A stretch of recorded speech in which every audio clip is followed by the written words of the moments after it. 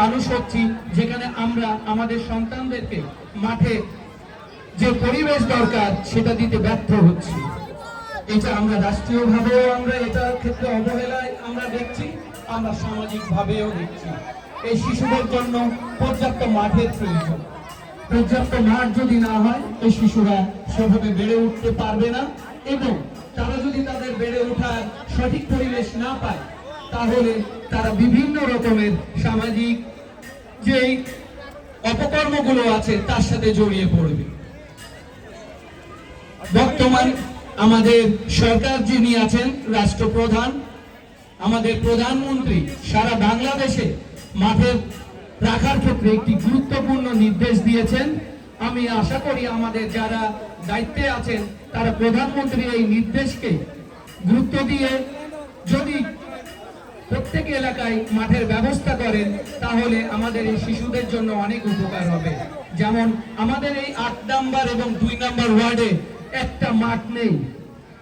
২টা ওয়ার্ডে একটা শিশুর খেলার জন্য যদি মাঠ না থাকে তাহলে এর থেকে আমরা অনুধাবন করতে পারি যে সারা বাংলাদেশে এমনই একটি পরিবেশ বিরাজ করছে, যার কারণে আমাদের শিশুরা আজকে মাদকাসক্ত হচ্ছে, খারাপ হচ্ছে, তারা বিভিন্ন কিশোর গ্যাং তৈরি করছে। এই কিশোর গ্যাংয়ের কারণটা কি? আমরা এর পিছনেটা আমরা কেউ ফলো করছি না, আমরা দোষারোপ করছি আমাদের সন্তানদেরকে।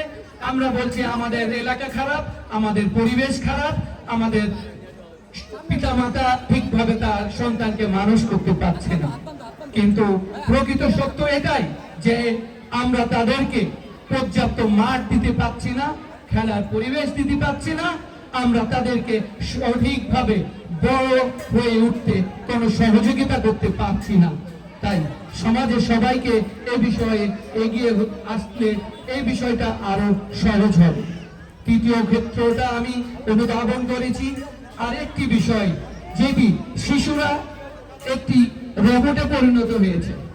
তারা বাসা সকালে ৭, ৮টা, ৯টা, 10টায় ঘুম থেকে উঠে তাদের শিক্ষা ব্যবস্থার স্কুল এমন একটি দুর্বল ব্যবস্থার মধ্যে থেকে পরিচালিত হচ্ছে।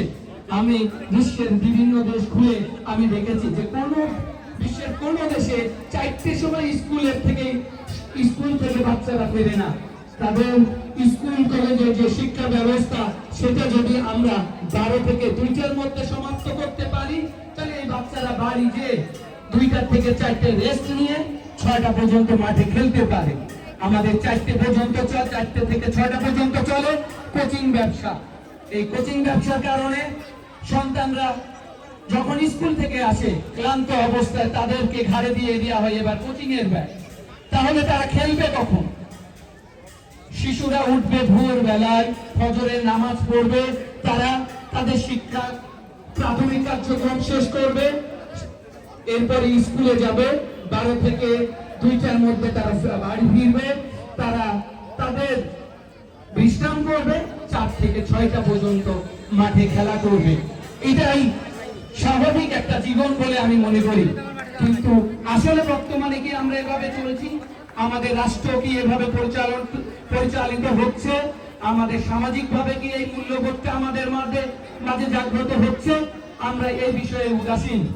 তাই আমি অনুরোধ করব যতগুলো কোচিং সেন্টার আছে তাদেরকে যাতে 4 থেকে 6টা পর্যন্ত তারা তাদের কোচিং সেন্টারকে বাচ্চাদের খেলার জন্য অন্তত বন্ধ রাখে।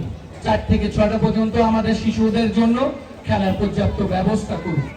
আমি সবাইকে এই অনুষ্ঠানে যেভাবে এখানে এসেছেন আমাদেরকে সহযোগিতা করেছেন আমরা অনেক কৃতজ্ঞ, এবং আপনারা এভাবে পাশে থাকলে আমাদের এই এলাকা, আমাদের যশোরে অনেক উন্নয়ন ঘটবে। আগামী এই শিশুরা আগামী বাংলাদেশ নেতৃত্বে একটি গুরুত্বপূর্ণ ভূমিকা পালন করতে পারে এই আশাবাদ ব্যক্ত রেখে আমি আমার এক বক্তব্য এখানে শেষ করছি। সবাইকে ধন্যবাদ।